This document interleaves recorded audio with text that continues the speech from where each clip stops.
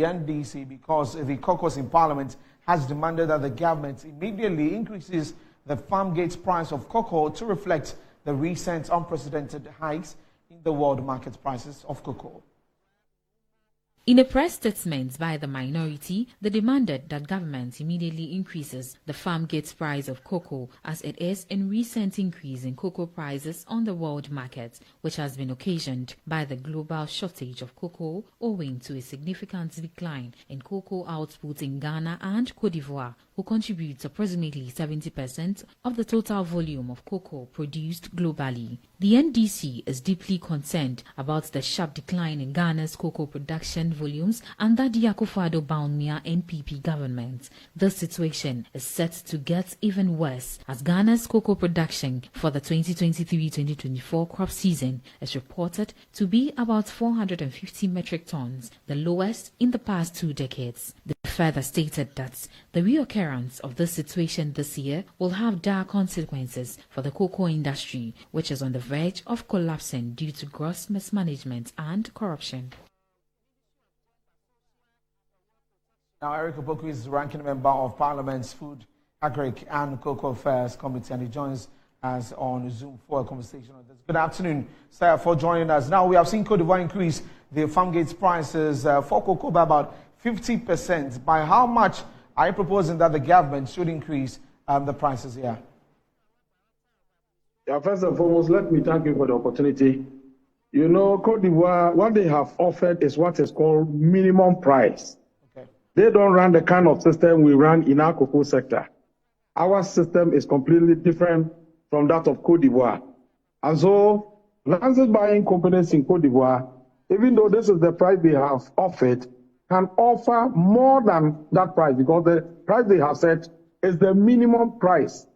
And then licensed buying companies can go beyond the minimum price, but they can't go below the minimum price. Ours is different. And so we expect ours to be more than that of Cote d'Ivoire. Because if you recall, last year, for instance, 150,000 tons of our cocoa was smuggled to La Cote d'Ivoire, which was valued at $400 million. Ghana and Cote d'Ivoire sell our cocoa in the same world market. But you know Ghana produces the best quality cocoa. So our cocoa attracts the highest premium in the world market. So when it comes to receivables from cocoa, we earn more than La Cote d'Ivoire. How come that cocoa from Ghana will be smuggled to La Cote d'Ivoire? It means that we are not giving our cocoa farmers competitive prices.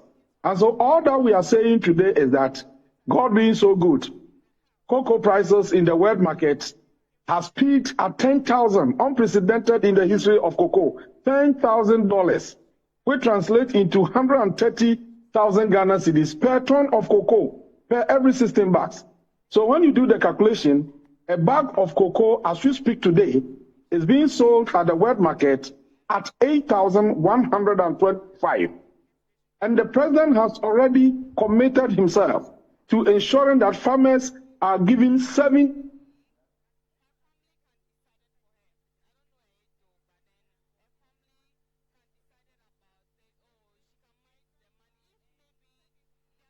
Okay. Hello. Hello, sir. Can you hear me? Agency. Great. Increase the farm gate price to avert further smuggling of our cocoa to Cote d'Ivoire. Because now that they have increased their price, what they have done is that the licensed buying companies can now buy cocoa at a minimum of 2,000 Ghana cedis. At a minimum of 2,000 Ghana cedis. Now, the licensed buying companies operating through the cooperatives in Cote d'Ivoire can buy cocoa above 2,000. Some of them are buying at around 3,000, some of them 3,500, and some of them are even doing 4,000 and above. And so how much do we have to do to disincentivize smuggling of cocoa from Ghana to Cote d'Ivoire? That is the point. Okay. So we are saying that government of Ghana must not waste time. The announcement must come today or tomorrow. And then we expect government to offer 70% of the 8,125 price in the world market, and that should translate around 5,300. So anything beyond 5,000 is in consonance with the promise made by the president, and that's exactly what we are looking at. Okay, thank you very much for the clarification there, and also the insight meant on that. But let's talk about something that popped up earlier this week about the alleged purchase of some keyboards, which were later denied by the Ghana Cocoa Board. What do you make of that, and the caucus in Parliament? What are your stance on that? In fact, we are shocked by the letter from Cocoa Board denying that the approval has not been given for the purchase of the keyboards. When you look at the memo, on the face of the memo has passed through 7 tables, and the final approval has been given for them to put on the face of the memo. And so it's surprising that they are running away from it. If indeed they don't have anything to hide, why do you have to say that you haven't approved of something that you have already given approval to? But what is most important is that, is it the priority now? Now that you are not even getting money to purchase cocoa, to the extent that licensed buying companies are crediting the cocoa from the cocoa farmers, to the extent that sometimes for 1 month the farmers have not been paid. To the extent that you cannot even pay your debtors, you are not paying people, your creditors, you can't pay them, and people are complaining everywhere. Is it your priority to buy keyboards and those kind of things for board members, and you think that will lead to enhanced productivity? How can the purchase of keyboards to board members lead to enhanced productivity? And that is what we've been complaining for a long time. You see that administrative expenses have been ballooning since the NPP assumed office. In 2020, they expended 1.7 billion Ghana cedis on administrative expenses.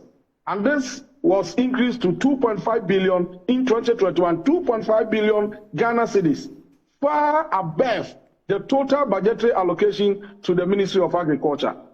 And so we are concerned about the recklessness and the mismanagement. But now we are focused on ensuring that the farmers are giving their due share of their contributions to the development of our economy. All right, thank you very much for your time, Honorable Eric.